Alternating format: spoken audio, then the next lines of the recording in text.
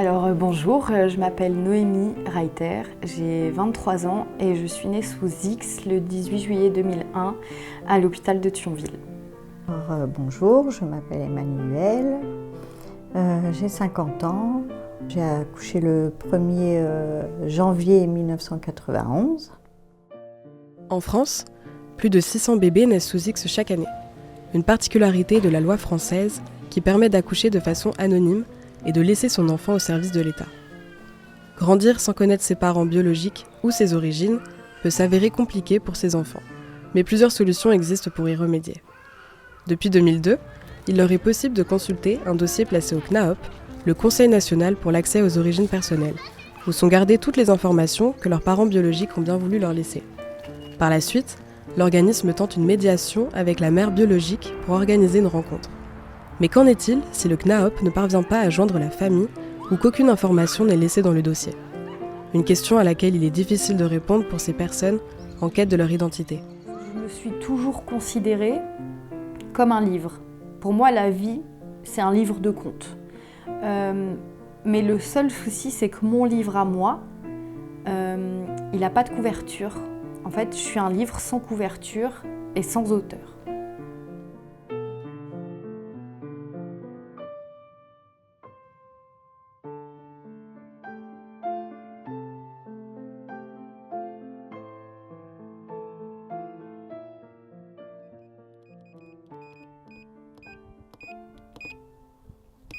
Appel en cours. Parle. Oui, Oui, bonjour Noémie, c'est les journalistes pour le documentaire. pas de soucis, je vous ouvre.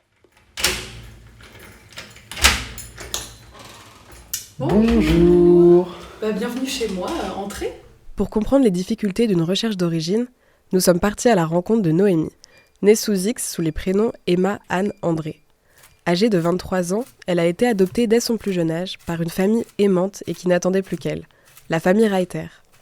Une rencontre bouleversante qui aura changé sa vie et que Noémie a accepté de nous livrer face caméra. C'est tout good. Tu es prête? C'est parti.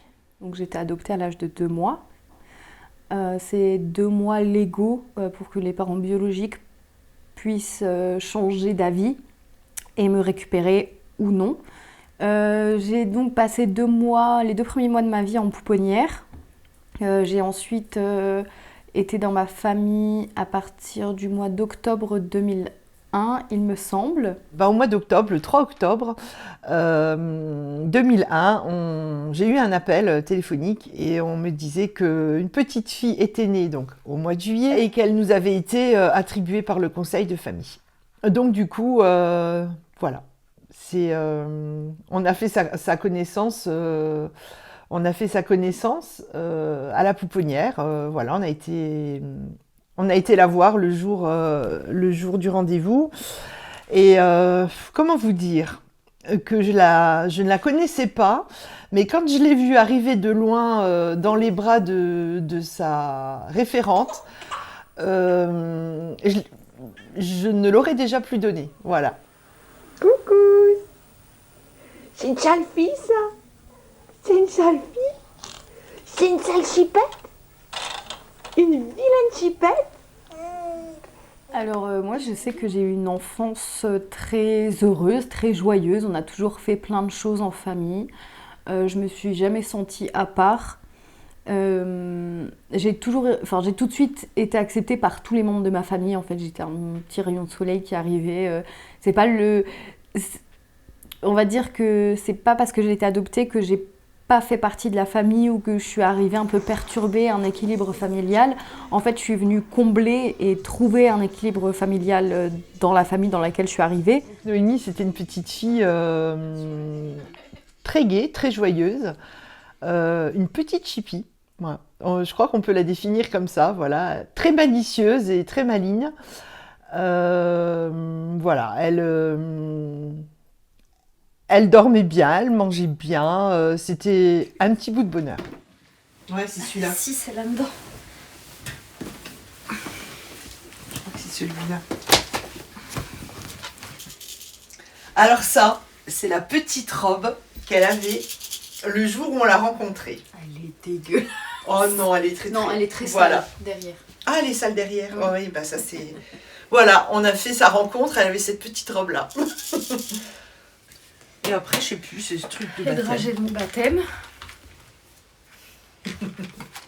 Et ça, c'est des dragées Aussi de ton baptême, mais je crois que tu en as déjà grignoté. que j'avais essayé de manger à travers l'emballage.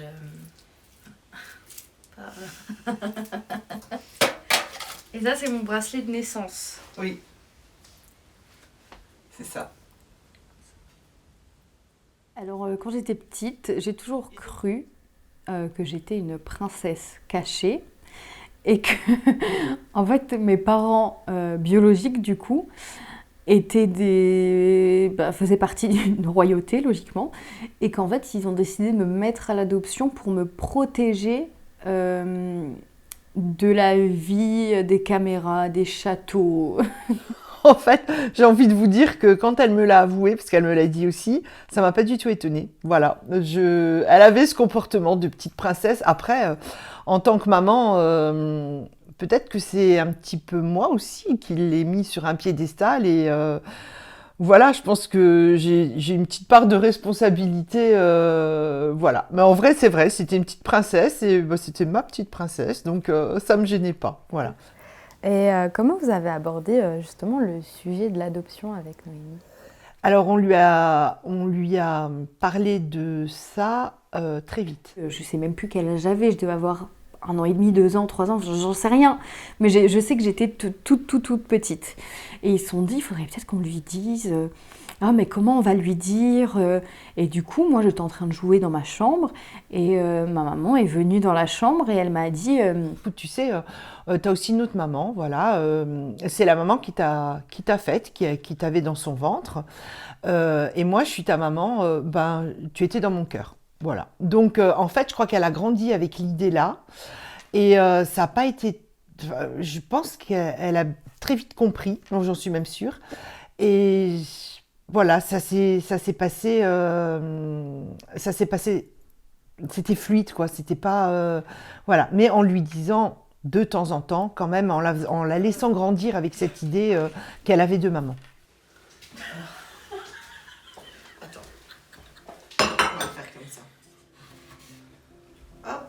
c'est un soufflet ça? Oui.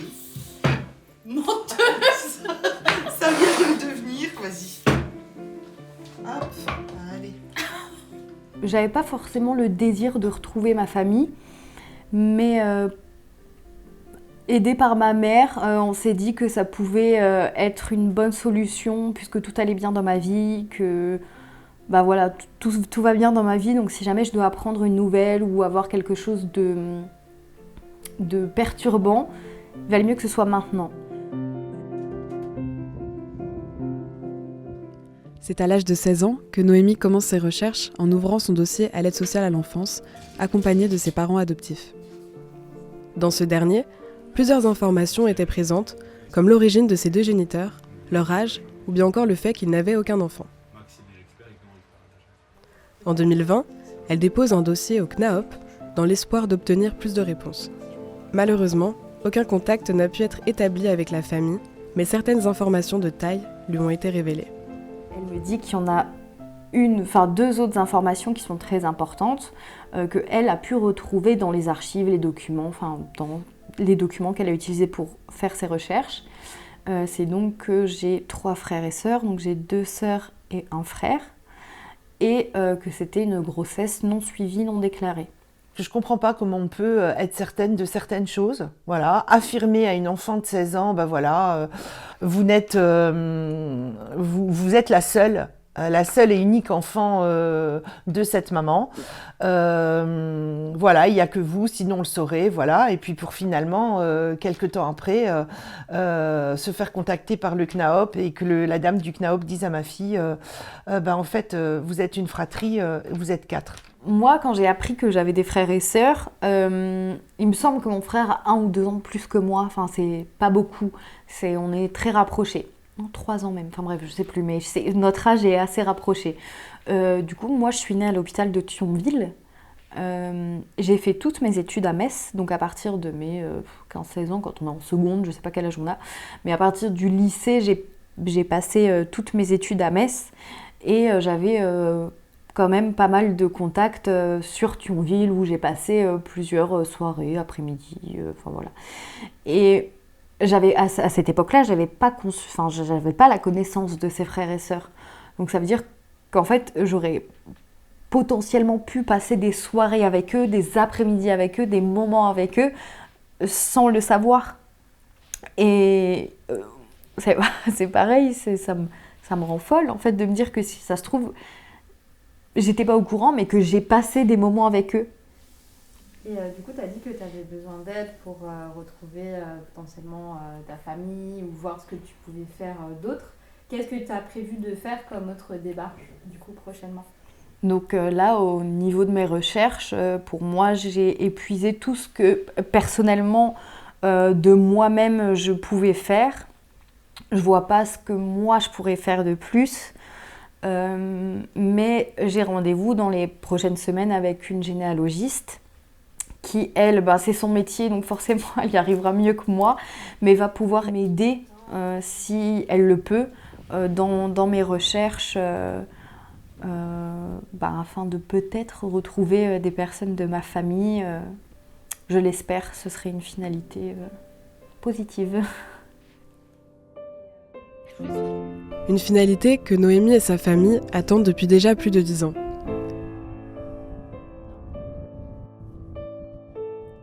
Cette attente, elle peut paraître interminable, mais n'est rien comparé à ce qu'a vécu Emmanuelle Zouba. Cette femme, vous l'avez peut-être déjà entendue dans un podcast de l'émission Postscriptum, diffusée en novembre 2023. J'ai grandi à Fontainebleau, dans une cité. Mère de 3 enfants, elle tente depuis une trentaine d'années de retrouver son fils.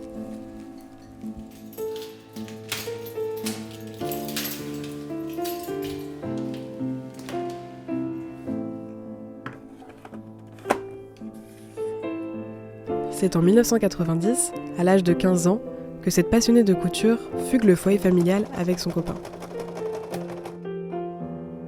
Après une nuit passée dans un squat, elle se fait rattraper par les forces de l'ordre sans savoir qu'elle était tombée enceinte.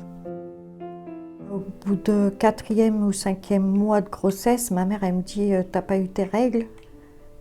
J'ai dit « Si, un petit peu. » Et elle me regarde comme ça, elle lève le pull et elle voit que j'ai un ventre un peu rond.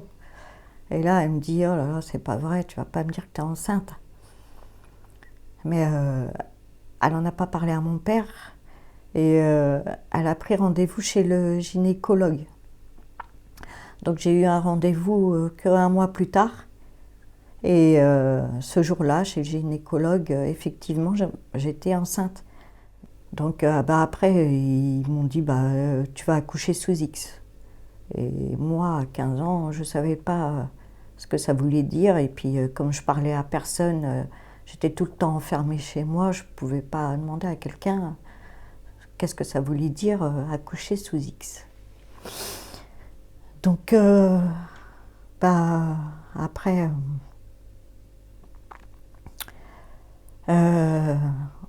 il laisse passer cette période-là et le 31 décembre 1990, la veille de l'accouchement, à minuit, je commence à avoir des contractions. Je me demandais ce que c'était, pourquoi j'avais mal comme ça. Et je faisais les 100 pas dans ma chambre et j'avais peur. Et au bout d'un moment, j'ai dû réveiller ma mère pour lui dire d'appeler mon père pour qu'il vienne me chercher et qu'il m'emmène à l'hôpital pour aller accoucher. Et après, j'ai accouché. Et le lendemain de l'accouchement, y a une dame qui s'est présentée à moi dans la chambre. Et moi, on m'en a pas parlé. En fait, c'était une famille d'accueil qui accueillait les enfants. Voilà, et j'ai été chez elle pendant 2 semaines. Là, c'est moi, quand j'étais bébé. Là-bas, c'est moi quand j'étais bébé aussi. Là, c'est Aaron. Là, c'est Wesley. Là, c'est Teddy, qui a 25 ans aujourd'hui. Et là, c'est Teddy aussi. Avant l'accouchement, j'ai mis mes 2 mains sur mon ventre parce que je le sentais au bout d'un moment. Et je lui ai promis une chose, que dans une 30aine d'années, je le retrouverai, je ferai tout pour le retrouver. Et pour pouvoir lui expliquer ce qui s'était vraiment passé. Mettre à l'endroit. Alors, c'est un cahier pour mon fils, si jamais je le retrouve. Comme ça, il verra toutes les recherches que j'ai faites. C'est en racontant mon histoire à mes enfants que eux-mêmes, ils m'ont dit « Mais maman, pourquoi tu mets pas des annonces? Maman, pourquoi t'en parles pas ?» Même écrire un livre. Raconte ton histoire, maman. T'as eu beaucoup de choses dans ta vie qui est vraiment trop triste. Pourquoi même pas faire un film, un petit film, un petit résumé pour faire montrer aux gens ce que tu as subi dans ta vie. Et voilà. Ça va? Tu fais un bisou? Bonjour, je m'appelle Aaron Usneziba. Je suis le fils de Emmanuel, du coup. J'ai poussé ma mère à faire les recherches parce que j'aimerais bien déjà savoir ce qu'il devient ou s'il est toujours vivant ou savoir la suite de son aventure. Et puis tout simplement connaître cette personne peut-être plus tard si c'est possible. Tu regardes. Ah oui. Ah ouais, ça serait bien là. On va mettre des annonces. Ouais, on va faire ça. Moi et ma mère, nous avons trouvé des groupes Facebook nés sous X. On a regardé plein de forums, on a navigué partout pour essayer de retrouver son fils. J'ai aussi téléphoné à Fabrice Brault, parce que Fabrice Brault, le détective privé, il est aussi dans les groupes de nés sous X. Et j'ai tenté, et j'ai beaucoup parlé avec lui par téléphone. Et il m'a dit de faire une lettre au CNOP, faire le lever du secret. Donc j'ai fait le lever du secret et mettre une lettre pour mon fils, si jamais ils avaient le dossier là-bas au CNOP, qui mettent ma lettre dans son dossier pour le jour où il ouvre son dossier. Donc je l'ai écouté et je l'ai fait. Et voilà. Après il m'a dit le mieux c'est de faire un test ADN quand même. Je dis ouais, mais c'est trop cher, j'ai pas les moyens. Et puis voilà. Il n'y a plus que le test ADN maintenant qui me dira qui est mon fils. Et encore si ça me dit vraiment qui est mon fils. Voilà. Aujourd'hui, ce test ADN, Emmanuelle peut enfin le réaliser. Pour cela, elle a prévu de se rendre en Belgique dans les prochains jours. De son côté, Noémie a envoyé les résultats d'un test réalisé il y a plusieurs années à Sylvia Parra. Cette généalogiste professionnelle, basée en Moselle, a analysé les données de Noémie pour tenter de l'aider dans ses recherches. Après quelques semaines, il est maintenant l'heure pour la spécialiste de dresser un premier bilan.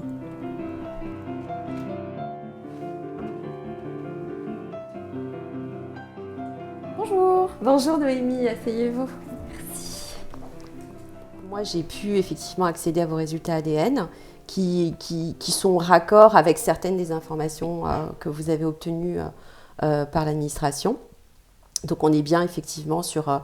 ça vient confirmer en tout cas vos origines roumaines. Oui. On sait maintenant que c'est du côté de votre père biologique. Oui. Donc, vous avez quantité de cousins génétiques issus de Roumanie et des pays limitrophes. Oui. Donc ça, c'est effectivement des correspondances génétiques qu'il est très difficile pour un généalogiste français de développer, puisque effectivement, moi, je ne suis pas en capacité de dresser une généalogie roumaine. En revanche, j'ai repéré ce qu'on appelle un cluster comment vous dire ça, vous avez quelques matchs français, c'est-à-dire quand je dis français, ce sont des gens qui ont des ancêtres français. Ok. Donc là, ça devient pour moi facile facile. C'est faisable en tout cas de dresser leur ascendance. Donc je me suis accrochée à ces matchs français. Pour certains, ça n'a pas été possible de développer leur arbre parce que soit j'ai pas réussi à les contacter, soit leur arbre en ligne est ou incohérent ou incomplet. Donc là, je ne peux pas. Par contre, j'ai pu m'accrocher à quelques-uns d'entre eux. J'ai obtenu la collaboration également d'un d'entre eux, enfin de la famille, pour permettre justement de déployer l'arbre. Et j'ai donc identifié les ancêtres communs à ces individus et à vous. Ok. Voilà. Donc, ce qui veut dire qu'aujourd'hui, on a... Je peux vous citer un couple d'ancêtres à vous, communs à ces cousins génétiques-là. Et comme votre père étant roumain, on peut imaginer donc que votre mère est une descendante de ce couple. Okay. Donc tout le travail à partir de maintenant va être de dresser la descendance de ce couple-là, d'ancêtres. C'est des gens qui sont nés au milieu du 19e siècle. Ils sont nés en Moselle, mais ils ont établi leur vie en Meurthe-et-Moselle. Okay. Donc toute la recherche est concentrée sur Nancy et alentour aujourd'hui. Et voilà où j'en suis. Super. Donc c'est positif. Ouais, c'est cool. Ça fait beaucoup à digérer. En tout cas, merci parce que ça fait du bien. Et ça fait plaisir. Même si je sais que c'est pas sûr à 100%, qu'il peut y avoir un non, c'est quand même cool. D'un côté, je suis super contente parce que c'est un peu l'aboutissement de beaucoup de discussions avec ma mère, de beaucoup de recherches, de beaucoup de questionnements. D'un autre côté, ça me fait peur. J'ai peur parce que je suis quelqu'un d'entier et de très sensible. Je pense que ça se voit. Et j'ai peur du non parce que je sais le mal que ça va me faire. Mais en même temps, je leur en voudrais jamais, même s'ils disent non. Mais là, ça y est, ça devient concret, ça devient réel. C'est plus des suppositions, c'est plus des histoires. Je suis plus une petite princesse cachée du monde entier. Je vais avoir des réelles réponses. Et en fait, je crois que c'est cette réalité qui me fait extrêmement peur. Sur les avancées de la recherche. Ok, super. Voilà. Merci beaucoup. J'ai hâte. Et bon courage et à bientôt alors. Merci pour votre confiance et à très vite. À très vite. Au revoir. Retour. Au revoir. Merci, au revoir. Pendant son entretien, Noémie a pu fournir de nouvelles informations à la généalogiste issue de son dossier CNAOP. De simples données pour Noémie, mais qui s'avèrent être une mine d'or pour Sylvia. Quelques jours plus tard, elle décide de nous contacter pour nous parler d'une avancée surprenante. Donc effectivement, Noémie m'a apporté quantité d'informations plus précises sur sa famille biologique, informations issues de son dossier. Donc, et la combinaison de ces informations-là, combiner ces informations-là à ses résultats ADN me permet aujourd'hui d'affirmer que je suis sur une piste extrêmement sérieuse. Une fois procédé aux dernières vérifications, j'informerai Noémie de ce que j'ai trouvé, une famille qui correspond en tout point à celle que nous recherchons. Et ma mission s'arrêtera à ce moment-là. C'est ensuite une médiatrice, donc une professionnelle qui est formée, spécialisée, qui prendra la suite du dossier et travaillera à la remise en lien. Coup de théâtre. Une recherche qui généralement prend plusieurs années n'a finalement duré que quelques semaines. Noémie, qui s'est questionnée toute sa vie sur son identité, n'est peut-être plus qu'à quelques pas de la vérité.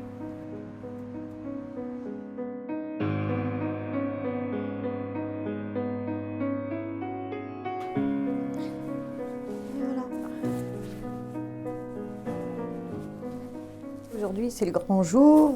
Je pars en Belgique pour faire le test ADN.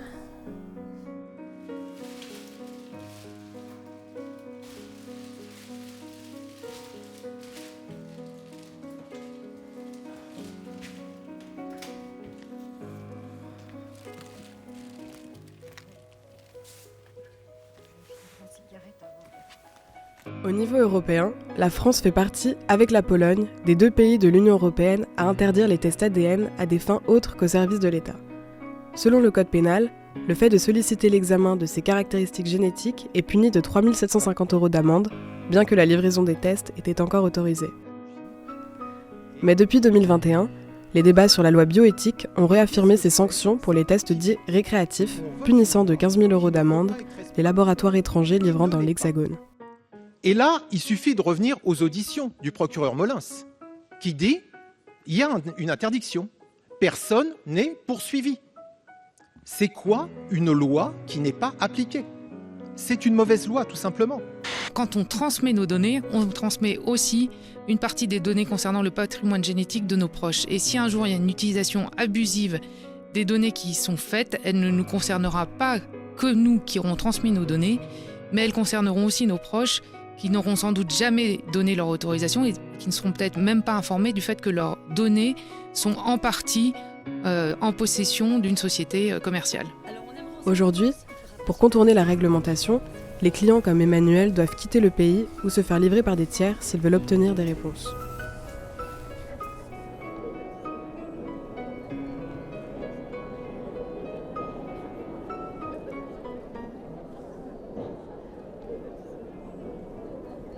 J'étais venue ici quand j'étais petite avec mon père, mes parents.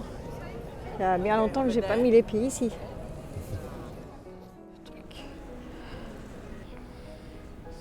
Il est maintenant l'heure pour Emmanuel de réaliser son test ADN en compagnie de son fils, présent pour la soutenir dans cette étape.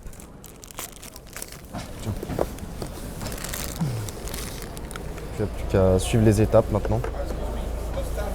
Ouvre le kit. Le flacon. J'ouvre le ça et le flacon. Prends un flacon. Un flacon. Donc tu ne l'ouvres pas. Ensuite, retirer la tige qu'elle a. Ouvre-le, vas-y. Et tu vas le faire tourner dans ta bouche pendant 60 secondes.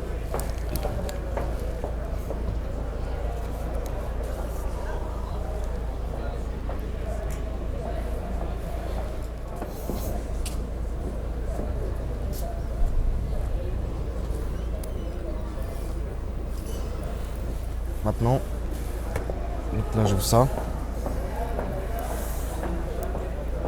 Voilà, tu le mets dedans jusqu'au fond. Voilà, et là maintenant, tu le casses. Voilà, nickel. Je le referme. Voilà. Et puis plus qu'à mettre dans une enveloppe et envoyer. Elle est là. Ah, c'est pas facile. Comme il fait froid. Voilà. Normalement, ça se colle tout seul. Voilà. Et voilà. C'est fait. On peut y aller. À présent, direction le bureau de poste pour cette mère qui n'a plus qu'une seule idée en tête, envoyer son test au plus vite. Là, ici. Bien droit. Voilà. Eh bon. C'est là? Ouais. Comment on fait? Et voilà, ça y est, c'est tombé. Elle appuie sur le bouton, je pense. C'est bon. Ça y est? Ouais, c'est bon. Destin est scellé. Normalement, c'est bon. Ça vous fait quoi? Il n'y a plus rien. Ouh. Ouh. Je suis pressée. Maintenant, le test va être envoyé au laboratoire pour analyse et Emmanuel recevra une réponse par mail d'ici 3 à 4 semaines. Mais quitte à s'être déplacé en Belgique, autant en profiter. Et qui dit Bruxelles, dit évidemment Mannequin Peace. Ah bah voilà, il est là. C'est lui.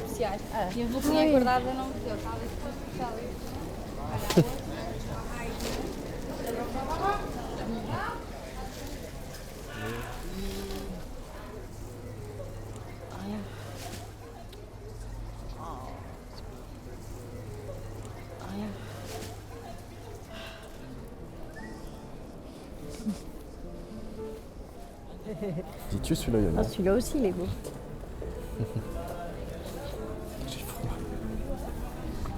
Ah, c'est ça que mon père il avait acheté en oui. porte-clés. On en avait un. Alors, ce qu'il te faut. Alors, Antonio.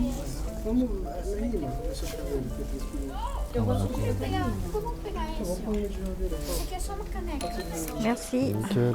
Merci, bonne journée. Au revoir. Merci, au revoir. Tiens. Voilà. Comme ça, tout le monde aura un cadeau. Des cadeaux pour toute la famille et des souvenirs plein la tête. Une belle étape de franchie pour Emmanuel et son fils qui n'attendent plus que les résultats des analyses ADN. Du côté de Strasbourg, une autre personne attend aussi avec impatience. Prévenue en amont par Sylvia, nous avons rendu visite à Noémie qui, sans s'en douter, allait apprendre une bonne nouvelle. C'est Sylvia qui m'appelle.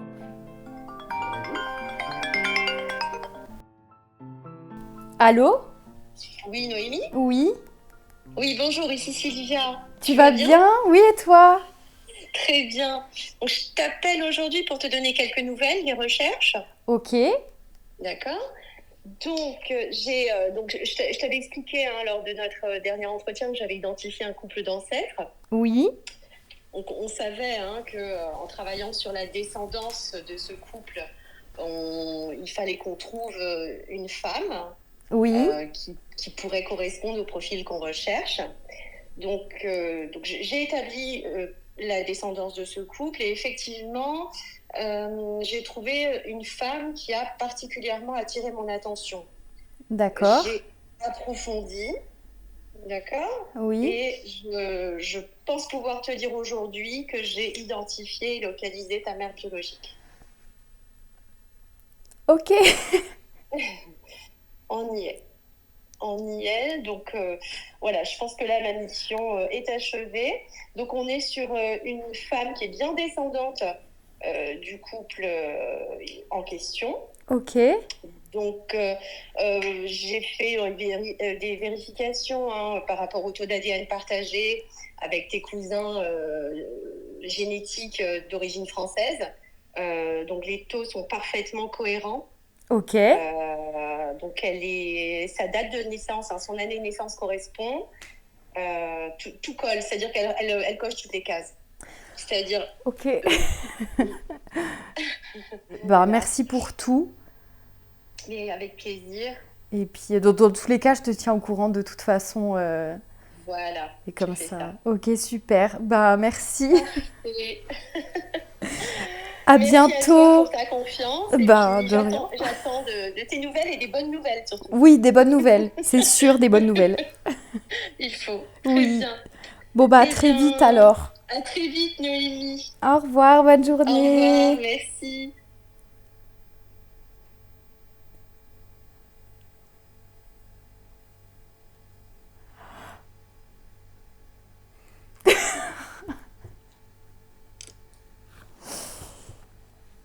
Ok. Je vais appeler ma mère. Je vais appeler ma mère. Oui. Coucou. Coucou. Ça va? Bah oui, et toi? Ouais, je te dérange pas? Non. Il y a les journalistes qui sont à la maison, là. Enfin, tu sais, ils sont revenus pour refaire l'interview, machin. Ouais. Et en fait, il y a la généalogiste qui vient de m'appeler. Ouais. Et en fait, elle a trouvé ma mère. Ah ouais. Oui.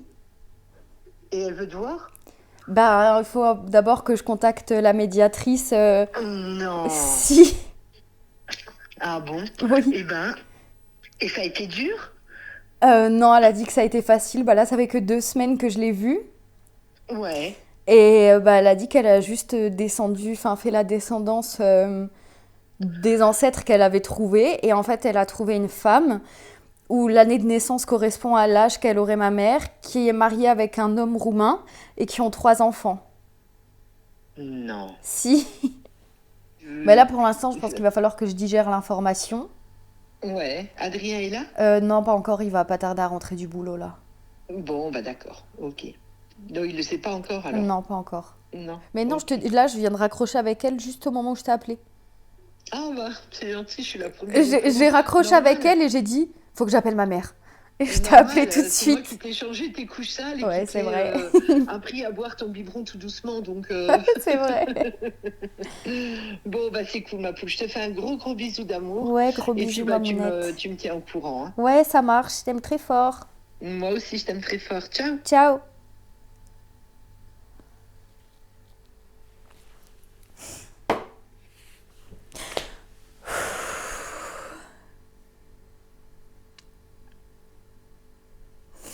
J'arriverai plus jamais à m'arrêter de chialer maintenant.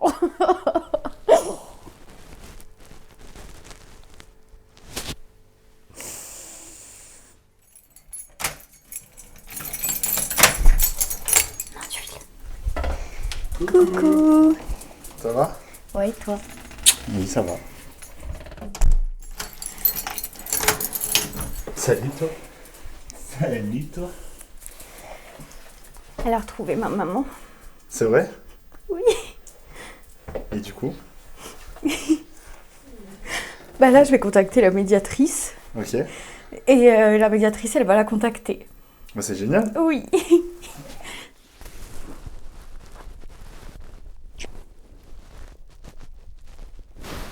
C'est trop bien, c'est une bonne nouvelle. Oui. T'es contente? Bah oui. Bonjour. Madame. Là, j'écris un mail à la médiatrice pour qu'on ait un premier contact ensemble et voir si elle peut entrer en contact avec ma famille biologique et voir comment ça se passe pour la suite. Là, j'envoie. Oui, tu peux envoyer.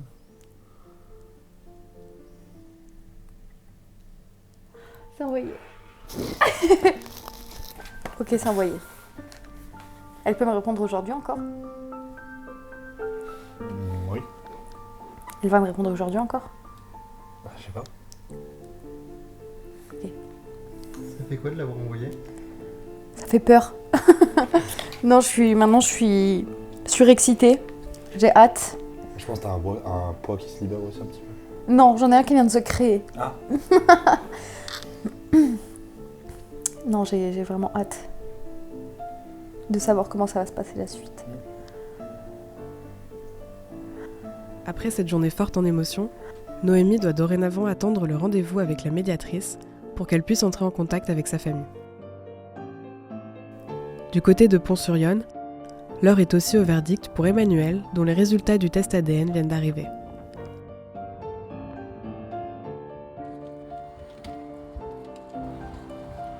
C'est accompagnée de ses fils Aaron et Wesley qu'elle va découvrir si oui ou non elle a des chances de retrouver son enfant. Allez, on va regarder les résultats. Allez.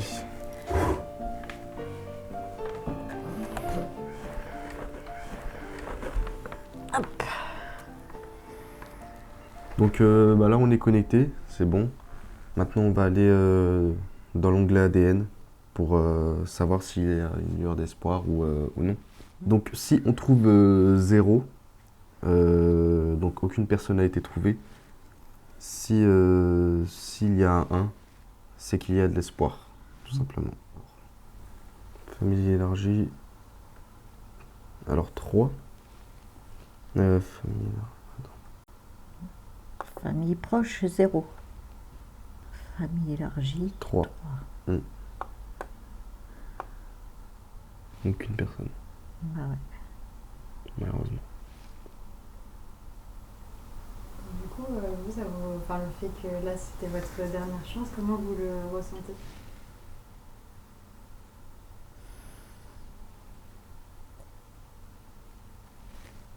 Bah, je sais pas. Pour moi, vu qu'il a 35 ans, il est jeune, il pense pas à ça.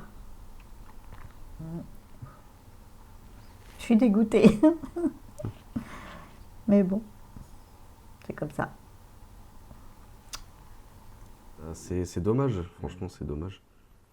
On aurait bien aimé savoir s'il y avait de l'espoir encore une fois, mais peut-être pas, après on sait jamais. On sait jamais on connaît pas la suite. Donc voilà. Moi, j'aurais bien aimé le rencontrer, hein. Mais bon. Après, ça se trouve, on peut encore, hein. Mais juste... là, pour l'instant, ça nous a mis ça. Après on va voir.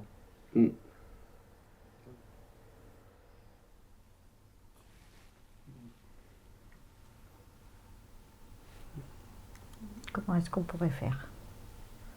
Alors là, bonne idée. Bon, on a essayé. Oui. Puis on laisse une trace. Bah oui, aussi.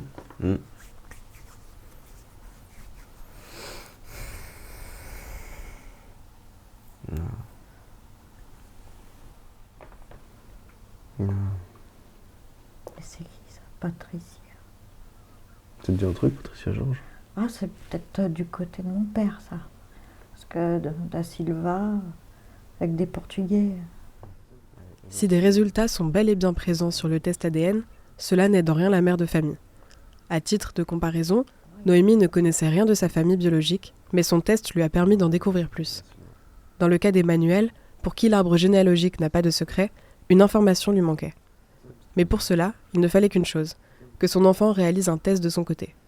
En attendant, Emmanuel ne peut qu'observer les matchs obtenus avec sa famille biologique, dans l'espoir que son fils le fasse un jour. Âge, la vingtaine. Laurine da Silva, la vingtaine. Non, c'est intéressant quand même. Mais bon, on n'a pas la personne qu'on souhaitait avoir. Malheureusement. Donc là, c'était la dernière chance, c'est bien ça? Bah oui, je vois pas d'autres solutions maintenant. À part le détective privé qui peut peut-être lui, de son côté. Mais bon.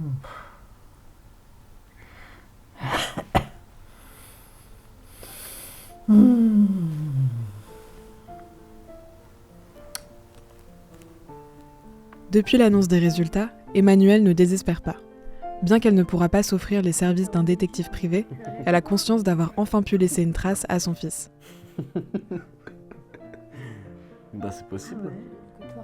Quelques mois plus tard, nous retrouvons Noémie et Sandra dans un parc qu'elles affectionnent toutes les deux. Oui, c'était là-haut. On était en face dans le truc là-haut. Depuis notre passage, la médiatrice a essayé d'entrer en contact avec la famille biologique de Noémie. Après un premier courrier et 4 semaines d'attente, la spécialiste a tenté de la joindre par téléphone dans l'espoir d'une réponse. Un mois après l'envoi de ce courrier, j'ai eu des nouvelles de la médiatrice. Donc j'étais au travail. J'ai pas réussi à prendre l'appel, mais quand je suis sortie du travail, j'ai eu un message qui me disait qu'elle avait de très bonnes nouvelles à m'annoncer, que je devais la rappeler. Du coup, je l'ai rappelée évidemment tout de suite. Et j'ai appris qu'elle avait discuté pendant une bonne demi-heure avec ma mère biologique. Elle a réussi à l'avoir au téléphone, que ma mère biologique a bien reçu ma lettre et qu'elle est ouverte à la discussion. Alors je vais vous dire comment je vois les choses. Noémie, c'est un petit bébé femme. Voilà, c'est un petit bébé femme. Et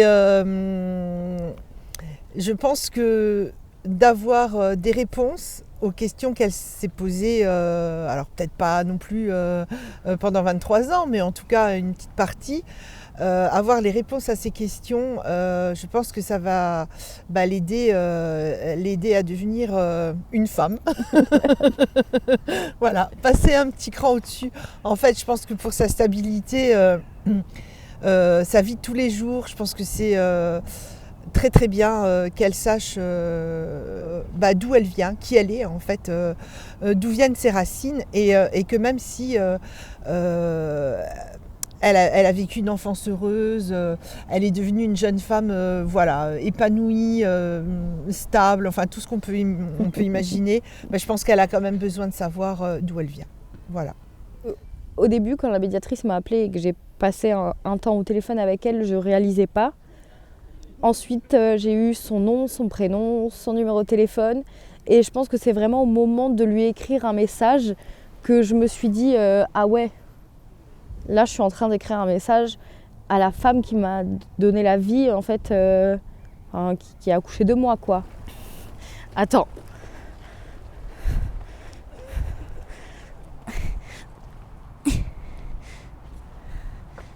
Ah, je sais ce qu'elle va faire.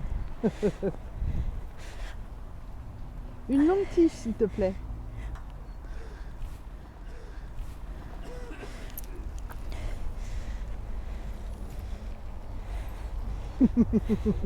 Allez, je te prête mon oreille. Tu as des pâquerettes et des marguerites. C'est parfait. Super. Tu peux te promener maintenant. Je peux me prendre en photo? Oui. Souris, rigole. Bah oui. Mais oui, voilà, c'est magnifique. Merci de m'avoir donné ma fille. Merci 1000 fois. Ça a été une... Je vais pleurer. C'était une merveille à élever. Mais je suis désolée. Mais c'est que de la joie. Des larmes de joie, de soulagement aussi. Je suis très contente pour Noémie parce que je pense que le petit boulet, je ne sais pas si je vous en avais déjà parlé, voilà, elle avait un petit boulet au pied là, pas très lourd, mais il était là quand même. C'est à toi que je l'ai dit. Voilà, donc il me semble que le boulet là, on peut la couper et elle va pouvoir y aller tranquille dans sa petite vie de femme et voilà, et elle le mérite. Merci d'avoir été cette petite fille adorable. Oh, un peu chiant. Ouais, j'allais lui dire, tu dis pas ça tout le temps. Hein. Non, c'est vrai. Mais voilà.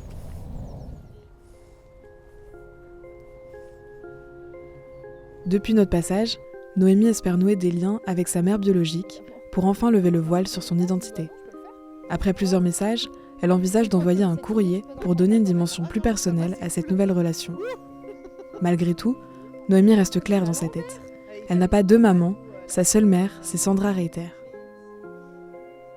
De son côté, Emmanuel continue ses recherches. Après l'annonce du documentaire, plusieurs personnes l'ont approché pour l'aider à retrouver son fils.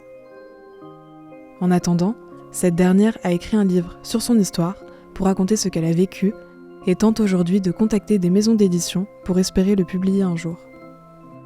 I'm sitting by the fireplace, watching the fireplace. My tea's cold, my back is broke, and I can't think of anyone but you.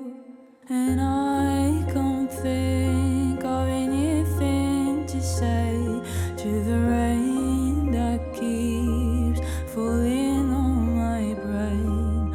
The sky